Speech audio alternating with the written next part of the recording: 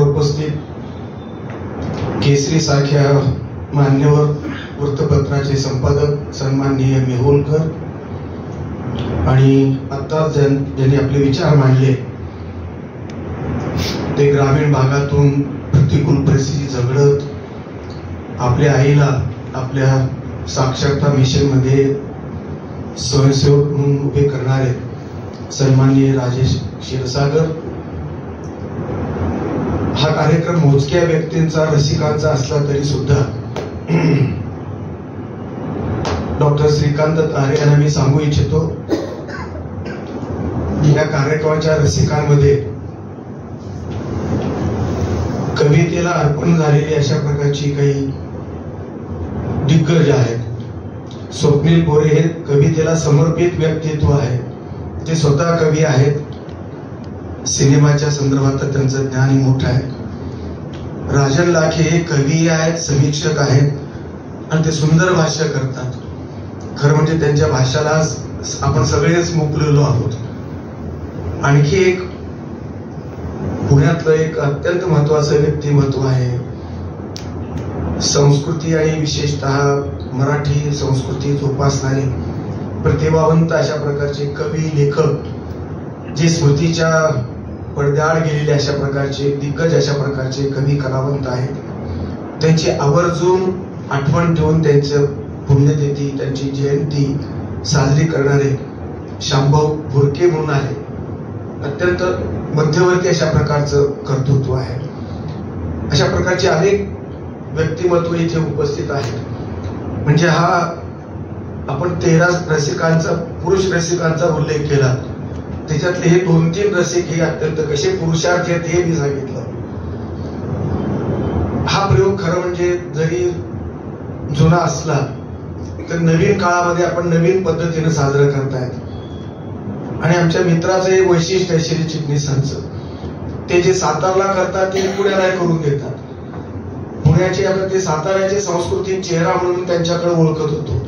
खरं तर आता पुण्याचाही चेहरा म्हणून मी त्यांना ओळखतो आहे. त्यांची ओळख साजरी होत आहे. संयोजक असा अत्यंत याचा एक आदर्श वस्तुपाठ त्यांच्या रूपाने मी अनेक वेळा पाहतोय. अनेक अनुभव येत आहेत. आता आपण पाहिलं तर इथे 2 खुर्च्या व्यासपीठावर होत्या. या 2-3 खुर्च्या आपल्या स्वतःच्या हाताला आणून ठेवल्या आणि आता ते समोर बसलेले. असा संयोजक पुण्यामध्ये कधीही भेटत नाही.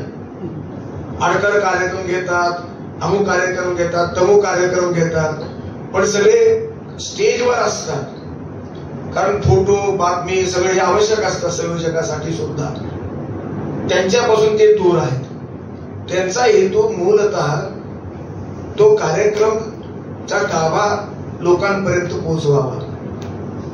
पाहुणे आणि कलावंत कवी आणि रसिक यांची भेट व्हावी आणि त्या नवीन प्रयोगाचं मूल्य रुजावं. संस्कृती आणि समाज याचं एक उन्नयन व्हावं, याचं प्रबोधन व्हावं. समाजातली मावळत चाललेली संवेदनशीलता जागी व्हावी यासाठी ते कविता. मला वाटतं शिरीषरावांना कविता जमत नाही. शिल्पाताई आघाडीवर आहेत. पण ते आघाडीवर असताना म्हणजे त्या आपल्या बायकोला पुढे करणं हा त्यांचा चांगला गुणधर्म आहे. माझी बायको माझ्यावर आक्षेप घेते या बाबतीत ते खरं आहे. पण शिरीष चिटणीसांचं मात्र फार महत्वाचं वैशिष्ट्य आहे. शिल्पाताईने त्यांनी प्रोत्साहन दिलेलं आहे आणि आतापर्यंत त्यांनी कार्यक्रम पुस्तकाचे प्रकाशनाचे कार्यक्रम घेतले. पण शिल्पाताई आज सादरीकरणामध्ये कुठेच कमी पडले नाहीत याचा मला आनंद आहे. आपले 45 कार्यक्रम झाले. आपण प्राध्यापक आहात. इंदोर आणि जळगाव 2 प्रांतांचा आपल्याला अनुभव आहे. सादरीकरण अत्यंत अनेक वेळा हजारो वेळा झालेलं आहे. खरे म्हणजे आपण मूळ कथाकार आहात. आपण सांगितलं की 350 कथा आणि 2 कादंबऱ्या प्रकाशित झालेले लेखक. पण कवितेच्या क्षेत्रामध्ये एवढा रममाण होऊन जातो एखादा माणूस, इतका एकरूप होतो. स्वतःच्या कवितेमध्ये रममाण होणारे अनेक कवी आहेत. माझी कविता मी आणि माझा रसिक एवढंच वरतू. परंतु इतरांच्या कविता, मागच्या पिढीतल्या मान्यवर कवींच्या कविता आणि आधुनिक कविता अशा प्रकारचं सादरीकरण करण्याची ही भूमिका आपण जे निश्चयाने पार पाडत आहात त्याबद्दल मला विशेष आनंद होतो आहे. मला सगळ्यात आनंद या गोष्टीचा आहे, आपण जे कसबी जे नैसर्गिक निसर्गतः अनुभवातून आलेलं शहाणपण आहे, एक सादरीकरणाचा अनुभव आहे, अनुभवातून एक कसदारपण आपल्याकडे आलेलं आहे. पण शिल्पाताईंना अशा प्रकारचं सादरीकरणाचं त्यांच्या कवितेशिवाय फारसं मला अनुभव वाटत नाही. तुमच्या तुलनेमध्ये खरे म्हणजे त्या पिक्या पडल्या असत्या कदाचित, पण तसं बिलकुल झालेलं नाही. कुठेही कवी नाही, समतोल अशा प्रकारची आणि निवड कवितांची तर अत्यंत सुंदर अशा प्रकारची आहे. बालकविता, लहान मुलांच्या कविता ह्या खरं म्हणजे प्रौढांसमोर सादर करणे कठीण आहे, पण आपण त्याच्यात निवड करताना ती निवडली, आवडो की न आवडो, प्रौढांना ते पचो की न पचो, मुलांची कविता मुलांसमोर सादर केली पाहिजे असं नाही, बहुश्रुता श्रोत्यांची वाढावी या दृष्टीने, आणि बालकवितेतली संवेदना प्रौढापर्यंत पोहोचवावी आणि त्यांचं बालपण जागं व्हावं या दृष्टीने आपण केलेले प्रयत्न, आणि त्या संदर्भातली सुरुवातच आपण बालकांच्या कवितेपासून ग पाटलांच्या कवितेची गोडवा आणि त्याच्यातलं माधुर्य आपण पोहोचवलं. त्याचबरोबर पु ल देशपांडे असतील, त्याच्यातला खटाळपणा मात्र आपला मूळ प्रकृती आपली गंभीर आहे. चेहरा, वृत्ती, प्रवृत्ती आणि एकूण सगळं कवितेचा सगळा जो आपला पेश करण्याची पद्धती आहे ती गंभीर आहे. तरीही पुलंचा खटाळपणा आपण आपल्या कवितेतून मांडण्याचा प्रयत्न केला. फार काही जाणवलं नाही तो, खरी आपल्याला जी आपली प्रकृती आहे ते गांभीर्य आमच्यापर्यंत पोहोचले ते आपल्या नंतरच्या उत्तरार्धातील कवितेतनं. विशेषतः मंगेश पाडगावकरांचं गाणं फुटलं पाहिजे अशा प्रकारची जी संकल्पना ती कवितेची आहे ती फार महत्वाची वाटते. कचराशी खरं म्हणजे ही कविता तुमचीच आहे ना, स्वतःची, मग ते तुम्ही निवेदन केलं पण ते कवितेसारखं वाटलं, मला कमाल वाटली. कविता म्हणजे गद्य इतकं निवेदन हे इतकं काव्यमय असावं, गद्याकडं झुकणारं निवेदन काव्यमय वाटावं, याच्यातला गोडवा मला कविता भासली. याच्यात तुमचं यश आहे असं मला वाटतं.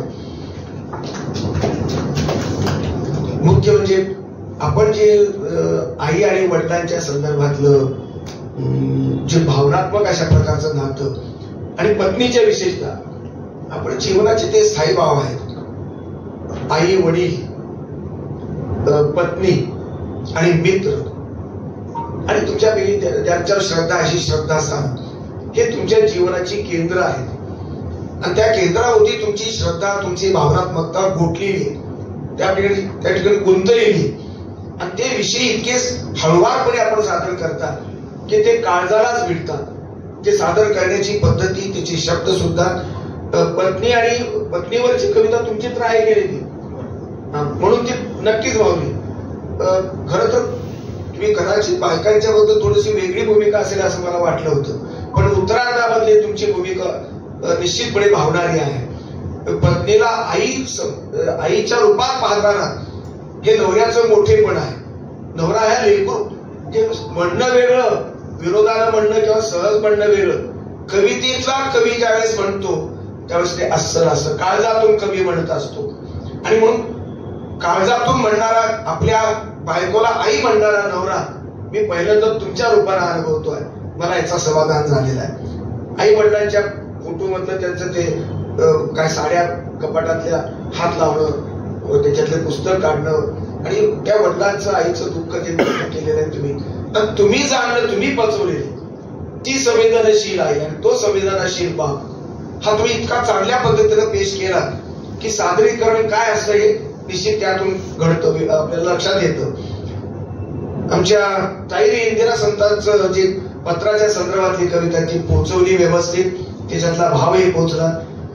वसंत बापटांची जी यमक अनुप्रासाने युक्त अशा प्रकारची कविता आहे ती सुद्धा निश्चितपणे, विशेषतः तुमच्या नीलम मांडगावेची जी कविता आहे, आणि मला वाटतं दुसरी पण संजीवनी बुकिलांची कविता आहे, दोन कविता स्त्री सबलीकरणाच्या कविता आहेत.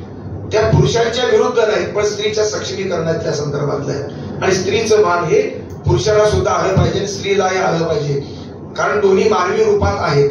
या दृष्टीने हे संबंध त्या कवितेतला आशय आहे ते पोहोचवणं. विशेषतः ताई गाणं गातात, आवाज चांगला इतका सुंदर आहे हे मला पहिल्यांदा मी ऐकलं नव्हतं. कविता ऐकली पण कवितेचं गाणं नाही ऐकलं. ते निश्चित गाणं सुद्धा भावलं आणि कुठेही काही आत्मविश्वास कमी नाही झाला. समोर नवरा त्याला लाजावं कसं असं नाही वाटलं आणि इतकी सुंदर अशा प्रकारचे सादरीकरण तुम्ही त्यामध्ये केलेलं आहे. मराठी संस्कृतीमधलं दारिद्र्याच्या संदर्भातली आपली विशिष्ट कविताची भिडली काळजाला.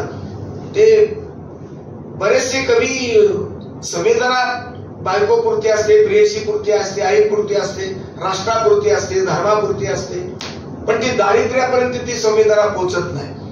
तुमची संवेदनशीलता ही दारिद्र्याच्या गांभीर्य त्याच्यातली गुंता आहे त्याच्यातला तो गुंता मला फार महत्वाचा वाटला आणि तो संबंध आमच्या ताईने सुद्धा दुष्काळावरची निलेश पाटलांची कविता इतकी समर्थपणे पोहोचवली की त्या कवीला जे म्हणायचे ते शब्द आणि ती शैली ती बरोबर आमच्या ताई शिल्पाताईच्या आवाजातून पोहोचलेली आहे. आणि म्हणून हे समज ऍसिडची संदर्भातली कविता कोण म्हणतं ते राजेंद्र मानेची कविता. बापरे, असा कवी प्रतिभावंत कवी तुमच्या साताऱ्यामध्ये आहे. ते माझे जवळचे मित्र आहेत पण हे रूप मला खरंच पहिल्यांदा पाहिलं. अत्यंत सुंदर अशा प्रकारची ती कविता आहे, स्फोटक कविता आहे. खरं म्हणजे पहिली रात्र ही तर अगदी मला वाटलं का कुठे हे जातं कविता असं वाटतं सुरुवातीला, पण तिचा शेवट आणि त्याच्यातलं ऍसिडची ज्या कवितेचं गांभीर्य आहे आणि त्याच्यावर सुद्धा त्या स्त्री पुरुषाचं प्रेम हे सौंदर्याची कल्पना बदलून टाकणार क्रांतिकारक अशा प्रकारची कविता.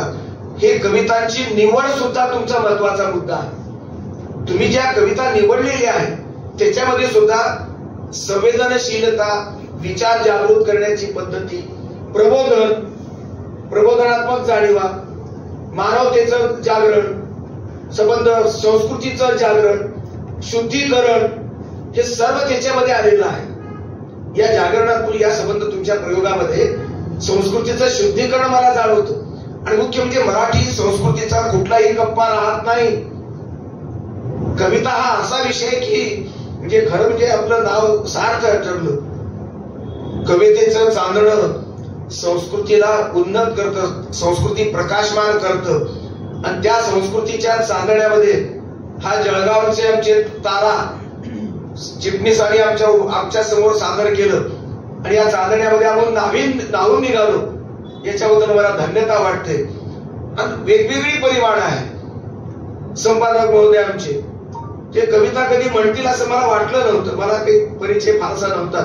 गोरेंची कविता मी ऐकलेली आहे पण आमच्या संपादक नेहुरकरांची कविता पहिल्यांदाच ऐकायला मिळाली. हे योग तुम्ही आणून दिलेला आहे, फार चांगली गोष्ट आहे. आणि संपादक वृक्ष नसतात हे त्यांनी दाखवून दिलेलं आहे.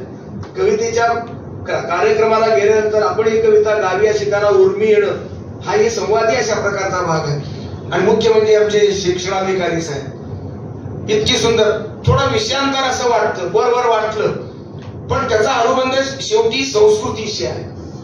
कविताचं जे हेतू आहे तोच प्रौढ साक्षरतेचा आहे. साक्षरता ही संस्कृतीची साक्षरता सुद्धा आहे, अक्षरांची साक्षरता आहे, संविधानाची साक्षरता आहे किंवा आरोग्याची साक्षरता आहे, कायद्याची साक्षरता आहे. आणि ही संवेदनशीलता सर्व अर्थानं साक्षर करणारी शक्ती आहे आणि त्यासाठी मुळामध्ये प्रौढ शिक्षण अशा प्रकारचं झालं पाहिजे. या दृष्टीने अत्यंत संवेदनशील अशा प्रकारचा अधिकारी. खरं म्हणजे प्रशासनातले अत्यंत कोडगे असतात, नुसतं वृक्ष नाही. आणि आता तर प्रशासनाला संबंध राजकारण आणि प्रशासन हे न बोललेलं बरं. अत्यंत वृक्ष झालेली अशा प्रकारची किंवा बदमाश झालेली अशा प्रकारची क्षेत्र आहे.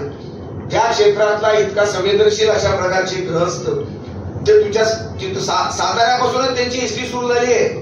तुमचा ग्रंथोत्सव त्यांनी किती उल्लेख केला, तिथला ग्रंथोत्सव, तिथला संबंध तुमची पुन्हा बिलालचं सर मी आलो होतो आपल्या पुस्तक तिथे आलो होतो मी. अशा प्रकारचे कार्यक्रम तुम्ही जे घेतलात आणि या कार्यक्रमातून तुमच्या मनामध्ये जी संवेदनशीलता जागृत झाली ती आता समाजामध्ये जागृत करण्याचा तुम्ही प्रयत्न करतात ही माझ्या दृष्टीने महत्वाची गोष्ट आहे. जे संवेदनशीलता हा मुख्य मुद्दा कवितेचा एक मुद्दा आहे, तो संयोजकाचाही मुख्य मुद्दा आहे, रसिकांच्या दृष्टीनेही महत्वाचा आहे आणि आमच्या संपादकांच्या वतीने आणि आमच्या पाहुण्यांच्या दृष्टीने सुद्धा क्षीरसागरांच्या भूमिकेतून सुद्धा आहे. असा संवेदनेनं न्हावून निघालेला हा कार्यक्रम आहे. संवेदनशीलता हा सत्याच्या जवळ जाणारा प्रांत आहे.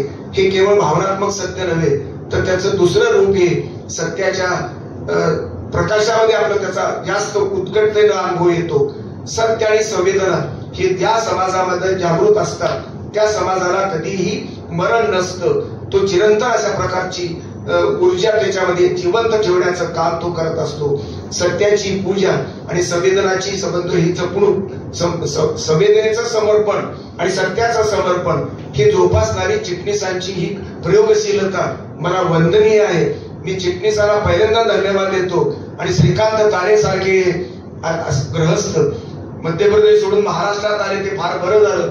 महाराष्ट्रात इतका गंभीर, इतका संवेदनशील कवी अनेक आहेत, लाखो कवी आहेत, पण असा छानपैकी काळजाला हात घालणारा, पहिलेपासून शेवटपर्यंत नाटक नाही, कृत्रिमता कुठे व्यक्तिमत्वात मला कुठेच आढळत नाही.